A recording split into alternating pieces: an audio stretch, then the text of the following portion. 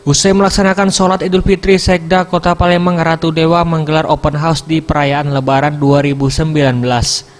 Sekda Kota Palembang yang didampingi istri menerima tamu yang datang, mulai dari tetangga, aparatur sipil negara Kota Palembang, para pejabat dinas pemerintahan Kota Palembang, dan warga Kota Palembang. Selanjutnya, Sekda Kota Palembang Ratu Dewa mengatakan, Idul Fitri sebagai hari kemenangan kembali suci, dan tahun ini ia memaknai Idul Fitri dengan mengharapkan dua karakter yang dibangun, yaitu moralitas dan kinerja. Ia pun berharap kinerja aparatur sipil negara di pemerintah Kota Palembang bisa dibangun lebih baik lagi. Idul Fitri adalah sebagai hari kemenangan, artinya kembali fitrah, kembali suci.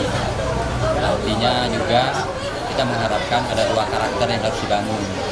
Ketika fitrah itu pertama membangun karakter moralitas, karakter keimanan dengan adanya bulan suci Ramadan, keikhlasan, kejujuran, dan kedisiplinan.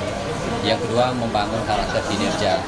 Artinya kinerja sebagai ASN khususnya itu bisa terbangun dengan baik, dengan bagus dalam rangka menegakkan sebuah kedisiplinan dan juga program dan kegiatan. Di samping itu kita juga bersilaturahmi dengan seluruh masyarakat Kota Palembang.